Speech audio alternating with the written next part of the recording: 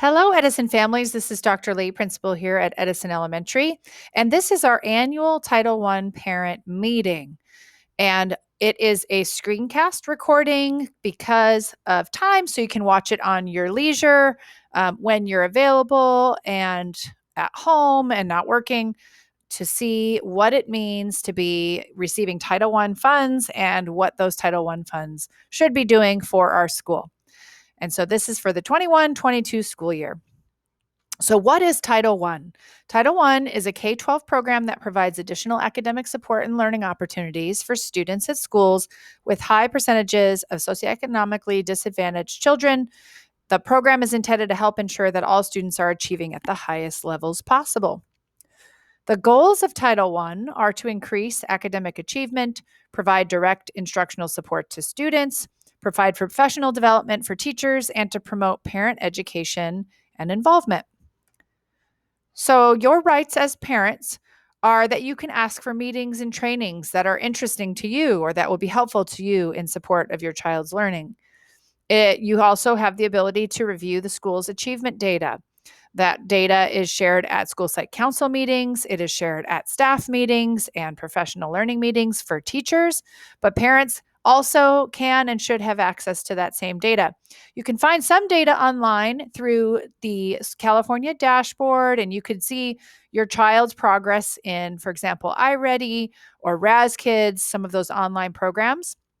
And you should receive an annual printout or email that has an attachment to get into PowerSchool to see your child's data on the state standardized tests such as the CASP. Last year was the DEMI and the FAST. So there's a lot of different places that we assess students and we track their data and their progress in reading, writing, math. Also, as parents, you have the ability to review the parent involvement plan and the school plan or single plan for student achievement, the SIPSA, which is due on it is due in October, and then we review our budget, and that is due in March. So we determine how we're going to spend these Title I funds. Also, you have the right to review and modify the Title I parent and family engagement policy and the school parent compact. Both of these documents will be shared in Class Dojo in addition to this recording, which will be posted on our YouTube channel. Parent involvement at our school, we highly recommend or invite parent involvement, and we need volunteers for special projects and fundraising. Right now, we are not having parents on campus to help in classrooms with students or meet in crowds or anything like that, but we do need help for special projects and fundraising. So if you're interested, please come to the main office and submit a parent volunteer packet or just express your interest.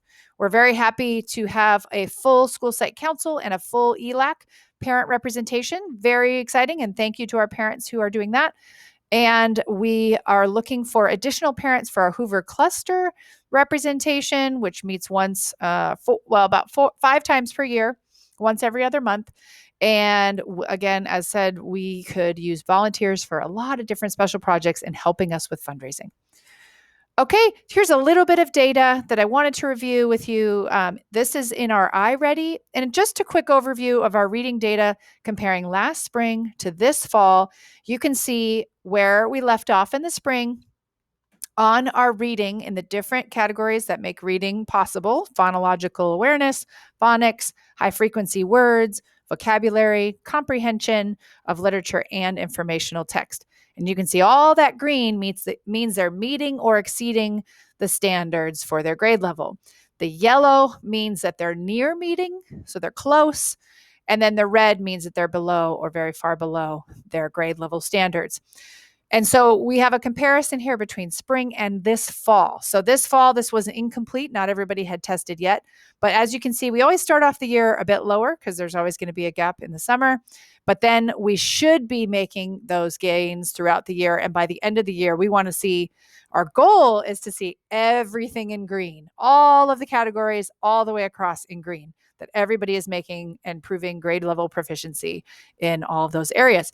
So we need your help, parents. We need your help, whether it's reading at home or it is getting tutoring or it is working through the different strategies of reading and recognizing letters and letter sounds and high frequency words. in both languages, whether they speak English and another language. But the more we get literate, the better off we're going to be and the more opportunities we're going to have. And here is for our math data. We have, again, a comparison in spring and fall. And you can see, again, the more green, the better. And those yellows, last year was a COVID year. I think this year we would assume that most of everybody in yellow can be in green because they're going to be in school every day and they're going to be getting full instruction. So again, by the end of the year, we hope to have everything green and all the red to be reduced. We want kids to be meeting and exceeding grade level standards. Okay.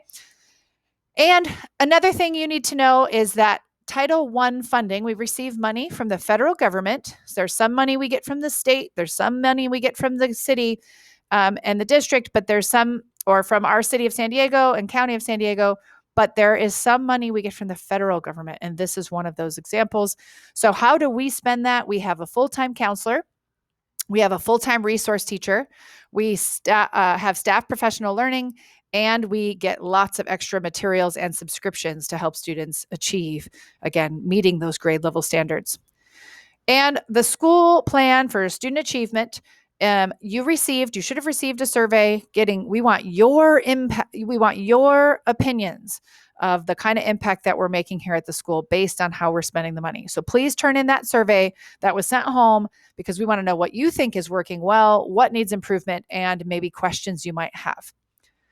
Okay. And again, I said I will post the links to the parent and family engagement policy and school parent compact, which just reviews all the different ways that we involve parents. And that will be posted in Dojo and probably School Messenger as well. And thank you for being a buddy to Edison Elementary and trusting us with your students. We love your students and we want them to grow academically, socially, and as human beings and lifelong learners. So thank you, and we'll see you soon.